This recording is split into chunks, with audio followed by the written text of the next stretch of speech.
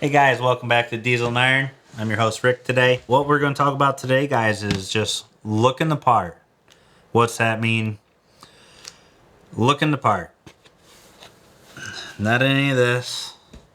Not any thug pants, cut off t-shirts. Looking the part. On a job site, looking respectful.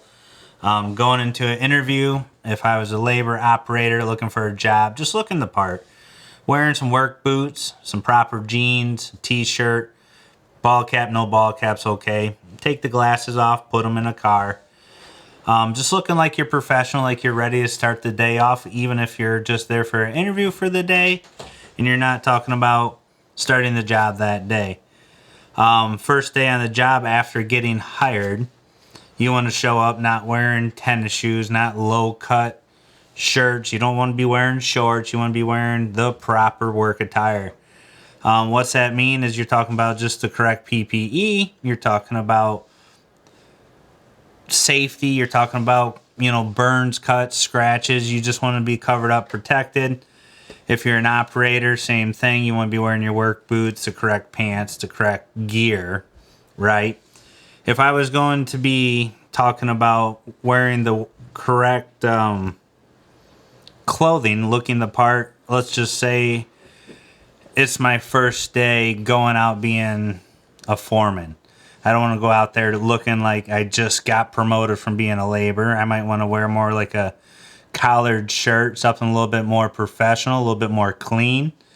Tendency, the respect is kind of given on sometimes by the clothing that you're wearing. I don't want to going into a meeting and have dirt stains, coffee stains on my clothes.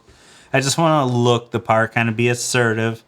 I want them to command space as I go in there. I don't want to sit there and go, the guy just got off a shovel, right? You want to be looking like you just came in there with the knowledge and you're representing a group of guys to get the task done. Looking the part, let's just say being a project estimator or potential vice president, right? You notice they don't show up in just like a Corvette. They don't show up in a Mustang. They show up in like an SUV or F-150. They're driving something that looks the part, like they belong in the construction industry, going, hey, the estimator's here, the vice president's here. They're driving what's appropriate to get across the job site, right? They're not in a two-wheel drive car showing up and they're walking through the mud. They might drive through the mud puddles, look at the job site, make the meeting, head on out. Looking the part as far as being like a business owner. As you can see, I got gear on today that represents our company. I'm not wearing some, Death Leopard shirts or some wild looking hat. I'm very neutral base. I don't want to look like I'm trying to persuade somebody to go, be a rock star or go do a bunch of wild stuff that day. You're just looking the part. You're looking neutral and you're looking like you show up with authority. You're there representing the company. Now, you don't have to have the name brand on it, but, something that shows you're there. Maybe a clipboard with a pen, a briefcase, whatever that entails for your comfort. That's kind of just looking the part. And as far as like a vehicle, you want to drive something, I would say, that's going to look like you're going to take a check from a homeowner that day and you're going to put it in your bank account and you'll be back to do the job. What do I mean by that? I used to actually drive a F-150 that was just ragged out, rusted out, box was tweaked.